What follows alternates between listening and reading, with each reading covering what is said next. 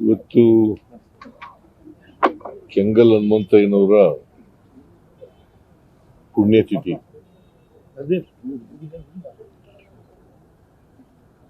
ಸರ್ಕಾರ ಪ್ರತಿ ವರ್ಷ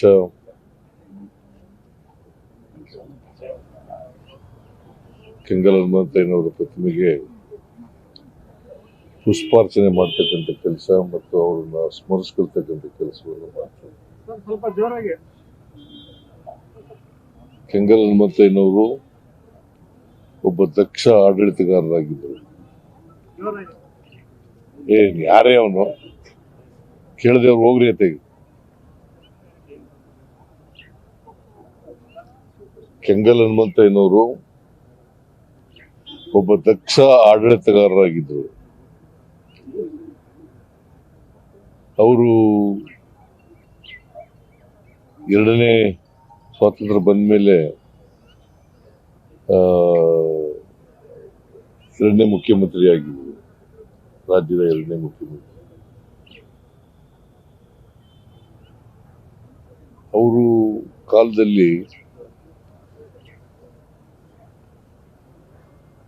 ಆಡಳಿತ ಬಹಳ ಚೆನ್ನಾಗಿತ್ತು.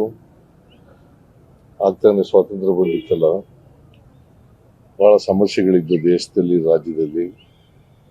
ಆ ಸಮಸ್ಯೆಗಳಿಗೆ ಪರಿಹಾರ ಮಾಡ್ತಕ್ಕಂಥ ಪ್ರಯತ್ನವನ್ನ ಮಾಡಿದ್ರು. ಇವತ್ತು ಈ ವಿಧಾನಸೌಧ ಇದೆಯಲ್ಲ, ವಿಧಾನಸೌಧನ ಕೆಂಗಲ್ ಹನುಮಂತಯ್ಯನವರು ಸ್ಥಾಪನೆ ಮಾಡಿದ್ರು. ಆದರೆ ಉದ್ಘಾಟನೆಗೆ ಅವರು ಮುಖ್ಯಮಂತ್ರಿ ಆಗಿರ್ಲಿಲ್ಲ.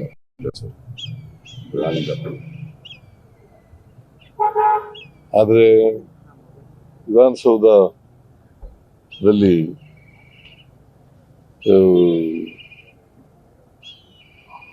ಜನರ ಕೆಲಸ ದೇವರ ಕೆಲಸ ಅಂತ ಪರಿಸ್ಥಿತಿದ್ದಾರೆ. ಜನರ ಕೆಲಸ ದೇವರ ಕೆಲಸ ಅಂದ್ರೆ ನಾವು ಜನರ ಪ್ರತಿನಿಧಿಗಳಾಗಿ ಕೆಲಸ ಮಾಡ್ತೀವಿ. ಜನರ ಸೇವೆ ಮಾಡ್ತಕ್ಕಂಥದ್ದೇ ನಮ್ಮ ಮುಖ್ಯ ಉದ್ದೇಶ ಅಂತಕ್ಕಂಥದ್ದನ್ನ ವಿಧಾನಸೌಧದಲ್ಲಿ ಇವತ್ತಿಗೂ ಕೂಡ ಆ ಭಾಗದಲ್ಲಿ, ಪೂರ್ವ ಭಾಗದಲ್ಲಿ ವಿಧಾನಸೌಧದಲ್ಲಿ ಕೆತ್ತಿಸಿದ್ದಾರೆ. ಸೊ ಅಷ್ಟರ ಮಟ್ಟಿಗೆ ಜನರ ಸಮಸ್ಯೆಗಳಿಗೆ ಸ್ಪಂದಿಸ್ತಕ್ಕಂಥ ಕೆಲಸವನ್ನು ಅವರು ಮಾಡ್ತಾ ಇದ್ರು. ಸೊ ಅವ್ರನ್ನ ಸರ್ಕಾರ ಸ್ಮರಿಸ್ಕೊಳ್ತದೆ. ಮತ್ತೆ ಅವರು ಹಾಕಿಕೊಟ್ಟಂತ ದಾರಿನಲ್ಲಿ ನಡೀತಕ್ಕಂಥ ಪ್ರಯತ್ನವನ್ನ ಸರ್ಕಾರ ಮಾಡ್ತದೆ ಅಂತಕ್ಕಂಥ ಮಾತುಗಳನ್ನ ಈ ಸಂದರ್ಭದಲ್ಲಿ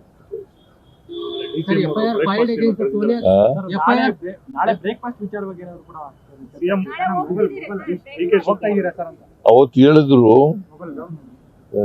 ಮಂಗಳವಾರ ಬ್ರೇಕ್ಫಾಸ್ಟ್ ನಮ್ಮನೆಗೆ ಬಂದ್ಬಿಡಿ ಅಂತ.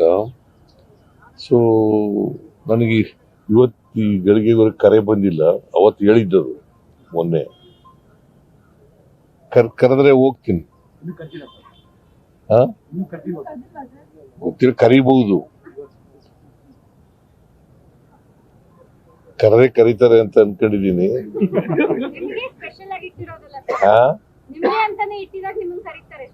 ಹೌದಾ?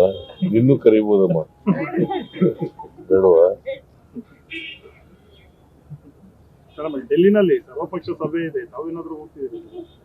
ಸರ್ವಪಕ್ಷ ಸಭೆ ಇಲ್ಲ, ನಮ್ಗೆ ಕರೆದಿಲ್ಲ. ವೋಟ್ ಚೋರಿ ಬಗ್ಗೆ ನನ್ನೇನು ಕರೆದಿಲ್ಲ.